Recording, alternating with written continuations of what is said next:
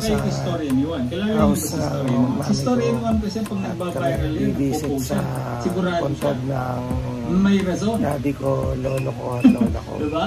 Kaya yung iba dyan, nagagalit ba? Pupo si Historian Yuan. But anyway, ano man ang mga dapat ninyong i-post pag-isipan ninyo. Okay?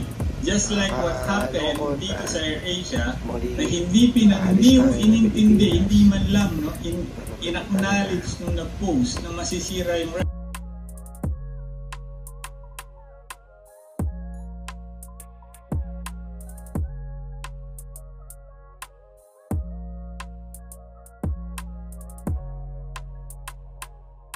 dito kami ni Mami sa sementeryo para sa pagdalaw.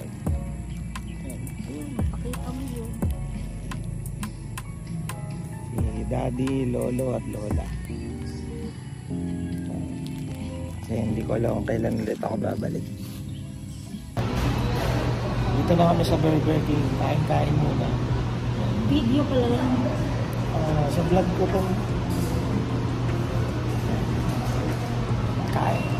Hello guys. Look who's naligo. Naligo si Raf. Ako hindi pa naliligo. Ito na yung araw na kami ay aalis ng Pilipinas. Birthday niya kahapon. Alam niyo ba kayo hapchat na dyan sa Montalban? Ah, talaga? Ano? Hapchat sa Bacolod Chicken. Saan? Yung Dito sa bagong Centro mall. Mall? Saan? Centro Bagong Mall. mall. Centro Pedida. Dito. Sama ang family. Hindi kasi magkunin dito. Masura. Kasi alis na.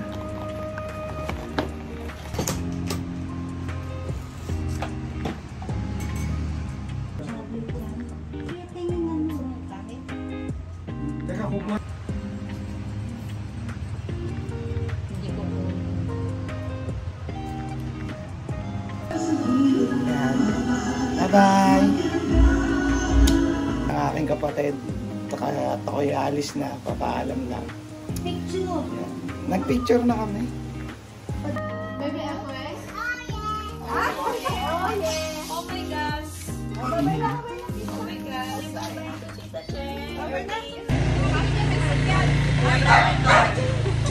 Alis na kami.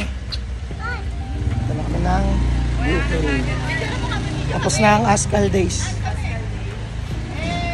That's alright.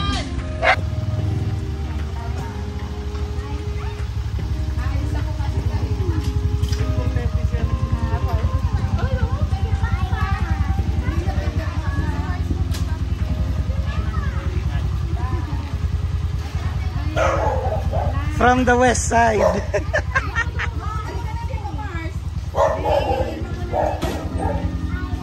Bak, mag-study ka doon. Nandun na yung papel, harap likod yung music and art.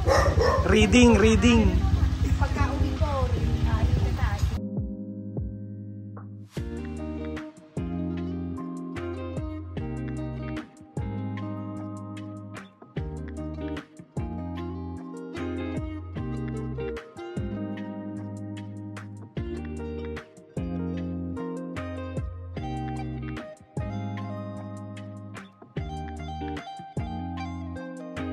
Ito, nandito kami sa Ninoy Aquino International Airport at iuwi ko na po siya sa UK. No more coffee shop.